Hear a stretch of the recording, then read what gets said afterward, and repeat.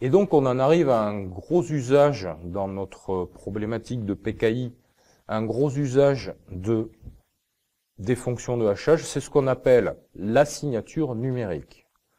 La signature numérique, c'est Alice a une paire de clés, un message à faire passer à Bob, elle a un calcul de condensé, ce condensé, elle le chiffre avec sa propre clé privée, et elle obtient ce qu'on appelle réellement la signature numérique du message d'origine.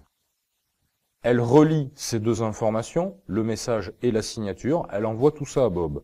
Bob sépare, d'un côté, il calcule le condensé du message, il déchiffre à l'aide de la clé publique d'Alice la signature, il obtient deux condensés calculés par deux biais différents, il les compare, et si la comparaison donne des condensés identiques, Bob est enfin sûr de deux choses.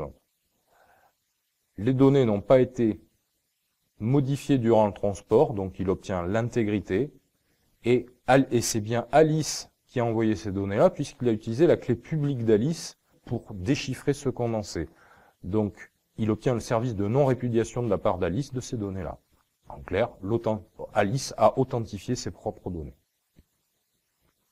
Donc, grâce à nos fonctions de hachage, et en le mixant avec l'algorithmique asymétrique, on retourne enfin dans des services de sécurité introduits par les PKI.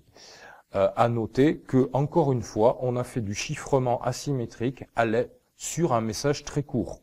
On l'a vu, SHA utilise des condensés de 160 bits. C'est quand même relativement court, on peut le faire, un serveur est capable de chiffrer des milliers d'utilisateurs fois 160 bits sans problème.